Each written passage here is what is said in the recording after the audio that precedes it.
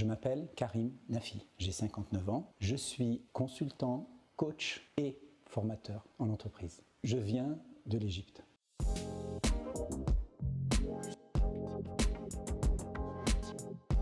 Ma mère était une Française et j'avais très envie de connaître son pays d'origine. Je suis arrivé en septembre 87. Quand je suis venu pour faire des études à l'université de Grenoble, c'était dur, il faisait froid aussi, c'est la première fois que j'ai vu la neige. Je ne faisais pas partie encore des étudiants, j'étais un étudiant étranger. Je venais d'un système d'éducation qui est vraiment très différent du système français. J'étais très décalé.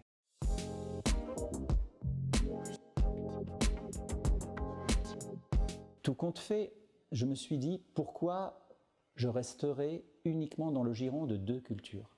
Pourquoi je ne monterai pas d'un cran et je commencerai à regarder l'ensemble des cultures de manière ouverte et je m'intègre à l'ensemble des cultures. Tout compte fait, je ne suis pas que français ou égyptien, je suis un citoyen du monde. Nulle part je suis chez moi et partout je suis chez moi.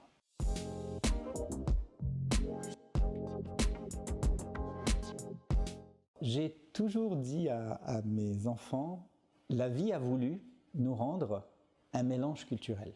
J'ai une mère d'origine française, un père d'origine égyptien, donc dans mes gènes, j'ai déjà les deux cultures, ça coule dans mon sang. Je me suis dit, je vais recomposer ma personnalité à partir de composantes qui viennent des deux cultures. Et je vais faire un mélange, mais un mélange subtil qui permettrait que je vive surtout en cohérence avec moi-même. Et c'est exactement ça que j'ai souhaité transmettre à mes enfants.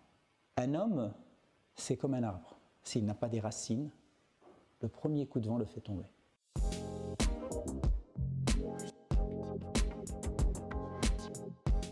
Pendant plusieurs périodes, on voyageait tous les ans.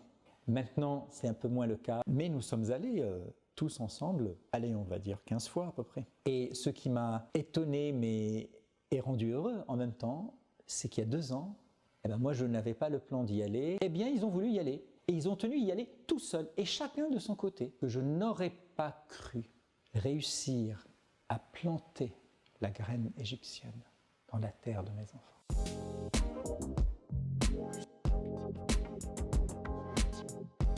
C'est peut-être la simplicité de la vie, il y a 30 ou 40 ans.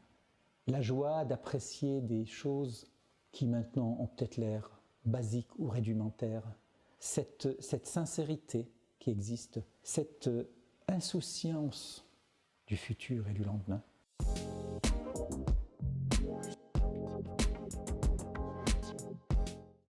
Une grande histoire, des humains profonds et des crises perpétuelles.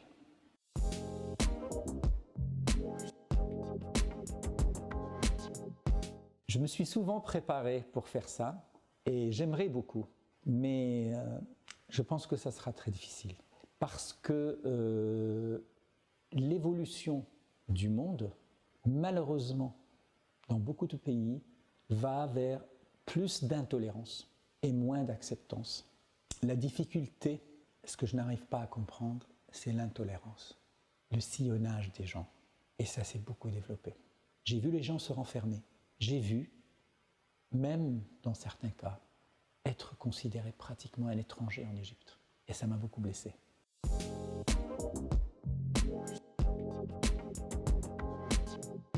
On se dit finalement, on voudrait bien des immigrés, mais à une seule condition, c'est qu'ils soient comme nous. On rêve bien évidemment du français classique. Alors, quel est le français classique? Encore faut-il définir le français classique. Mais on cherche surtout dans l'immigré qui vient, qui fasse comme nous, qui pense comme nous, qui réagisse comme nous, qu'il ait peur de ce dont on a peur et qu'il aime ce que l'on aime. Mais c'est impossible. Quelle est la valeur ajoutée de plein de gens qui se ressemblent et qui se comportent exactement de la même manière?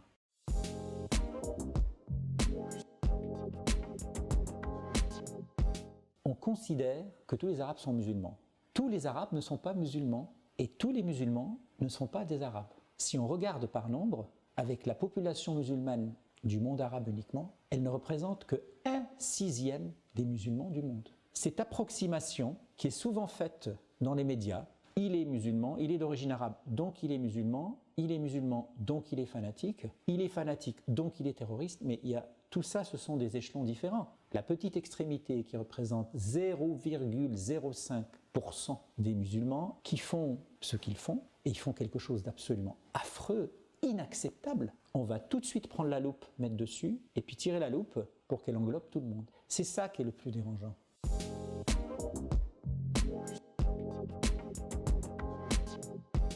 Je pense que la plus grande réussite que j'ai, c'est mes enfants.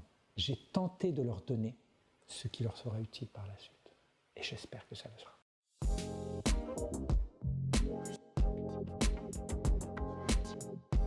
Sois direct, sois bref et sois clair. C'est le chien. Le chien est extrêmement fidèle, il est joyeux, il est toujours content. Et en fait, il imagine que tout le monde est son copain. Le plat français que j'adore, c'est le gigot d'agneau présalé. Et du côté égyptien, la moussaka à la béchamel, Donna Donna, de Jacqueline Duclas et de Claude François. Elle parle d'un petit enfant qui rêve du monde et qui a envie de grandir. Et quand il grandit, il a envie de redevenir enfant. Il était une fois un petit garçon. J'ai toujours une préférence pour le bleu. Parce que le ciel, c'est ma limite. Une grande et belle dame, avec des racines très profondes, fleurissantes et belles, qui oublie parfois qu'elle est au XXIe siècle et qu'elle doit s'adapter.